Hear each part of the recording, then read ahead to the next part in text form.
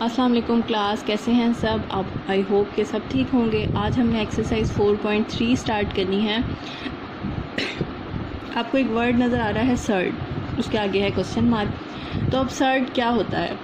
जो चीज़ें under root की फॉर्म में लिखी हुई होती हैं, जैसे आपने पढ़ा था ना रेडिकल फॉर्म, तो रेडिकल और सर्ड जो है वो एक जैसी ही चीज़ें होती हैं कि जो अंडर रूट की फॉर्म में है उन्हें हम सर्ड कहते हैं। तो 4.3 का जो क्वेश्चन नंबर 1 है ना, उसमें उन्होंने लिखा हुआ है, आप अपनी बुक पे देखें, express each of the following surd in the simplest form. आपको कुछ सर्ड दिए हुए हैं और आपने जो है उन्हें सिंपलेस्ट फॉर्म में लिख कर आना है।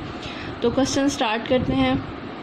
ये है जी आपका फर्स्ट पार्ट और ये एक सर्ड की फॉर्म में दिया हुआ है, अंडर रूट की फॉर्म में दिया हुआ है। अब हमने इसे सिंपलेस्ट फॉर्म में लेकर आना है। तो सबसे पहले इन क्वेश्चंस को सॉल्व करने का तरीका ये होता है कि आप रेडिकल को एक्सपोनेंशियल में चेंज कर दें, या फिर इसका दूसरा तरीका ये होता है कि आप सबसे पहले 180 जो है ना, एक बहुत बड़ा नंबर है, आप उसे छोटा करते हैं। तो छोटा करने का तरीका क्या होता है? एलसीएम लेना। तो हम एलसीएम ले लेते हैं। ये हो जाएगा 2 9s are 18, 0 as it is, 2 4s are 8, 2 5s are 10, 5 9s are 45, 3 3s are 9 और 3 1s are 3। चलें जी, ये शॉर्ट फॉर्म बन गई है। इसमें हमारे पास आया है G under root as it is, 2 का स्क्वायर है, फिर 3 का स्क्वायर है और फिर 5 है। तो जो जो वैल्यूज़ हमने यहाँ से निकाली है ना, वो आपने इसके अंदर लिख देनी है। अब आपको ये पता है कि अंडर रूट जो है वो सबके साथ है, तो इसका मतलब है हम सबके साथ अलग अलग सेपरेट कर सकते हैं, लाइक दिस। ठीक है, मैंने सबके साथ जो है अंडर रूट अलग अलग कर लिया। अगर आप इसे एक्सपोनेंशियल फॉर्म में चेंज करके काटना चाहें आप तब भी कर सकते हैं, ऐसे भी ठीक है। अब जैसे कि अगर मैं इसे एक्सपोनेंशियल फॉर्म में करना चाहूँ तो ये आपके पास अंडर रूट को जब हम हटाते हैं तो आपको पता है कि वो क्या देता है, आपको 1/2 देता है। आपने ये 2 चैप्टर में पढ़ा है।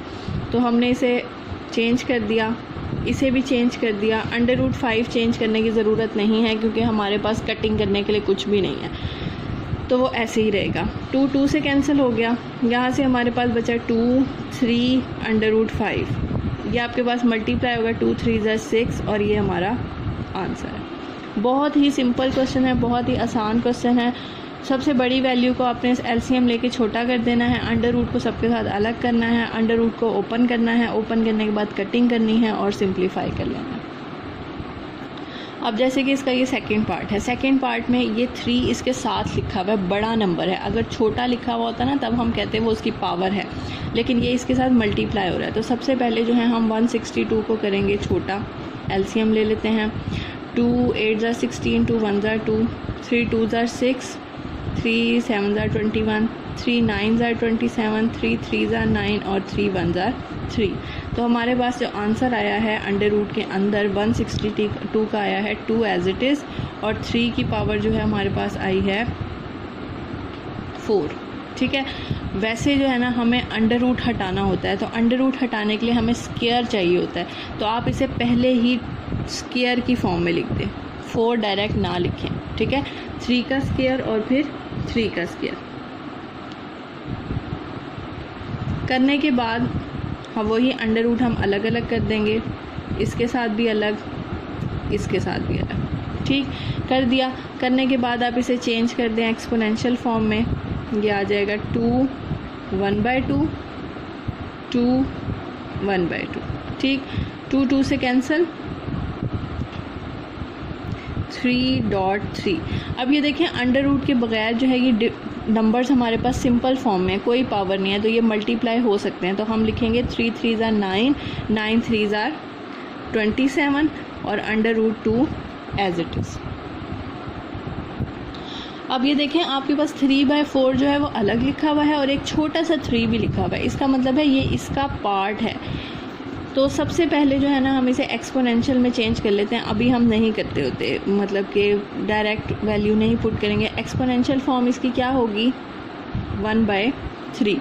ये मैंने आपको सेकंड चैप्टर में भी बताया था कि 128 की पावर 1 है, वो ऊपर आएगा और जो बाहर वाली वैल्यू होती है वो नीचे आएगा। आई होप कि आपको सेकंड चैप्टर याद है। तो पहले मैंने इसे एक्सपोनेंशियल फॉर्म में चेंज कर दिया।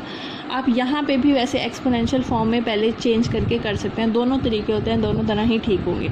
अब 128 को हम शॉर्ट फॉर्म में कर देते हैं, यह आ जाएगा 2 6 ज़ा 12, 2 4 ज़ा 8, 2 3 ज़ा 6, 2 2 ज़ा 4, 2 1 ज़ा 2, 2 6 ज़ा 12, 2 8 ज़ा 16, 2 4 ज़ा 8, 2 2 ज़ा 4 और 2 1 ज़ा 2। अब आप ये देख सकते हैं बाहर हमारे पास 3 है, तो हम इसे 3 3 की पावर में लिख देते हैं। देखें 3 पहले लिख दिए 2 की पावर क्यूब, फिर बाकी 3 लिख दिए 2 की पावर क्यूब और एक बच गया हमारे पास सिंगल। टोटल हमारे पास 7 है। देखें 3 फिर 3 फिर 2, बाहर वाले को 3 को देखते हुए इसलिए मैंने इसे सेपरेट लिख दिया है। आप इसे 7 की फॉर्म में लिख के भी बाद में अलग अलग कर सकते हैं। चलें जी, अब जो है 1/3 सबके साथ है तो हम सबके साथ कर देते हैं 3 × 1/3, 3 × 1/3 और 1/3। ठीक है जी, सबके साथ कर दिया। 3 3 से कैंसिल, 3 3 से कैंसिल, 3/4 एज इट इज़। यहाँ बचेगा 2, यहाँ बचेगा 2 और ये हो जाएगा 1/3। ठीक है, अब आप जानते हैं 2 2 ज़र कितने होते हैं, ये दोनों तो मल्टीप्लाई हो सकते हैं क्योंकि इसकी कोई पावर नहीं है, तो हमने इसे लिख दिया 4 2 1/3। ठीक है जी, अब ये 4 4 से कैंसिल क्योंकि एक ऊपर है एक नीचे है, यहाँ से 3 बचा और आप इसे वापस रेडिकल फॉर्म में चेंज कर दें क्योंकि जिस फॉर्म में क्वेश्चन होता है उसी फॉर्म में आंसर देना होता है। देखें रेडिकल फॉर्म में है ना, सर्ड की फॉर्म में, तो आपने आंसर भी सर्ड की फॉर्म में ही देना है, यहीं पर नहीं छोड़ देना।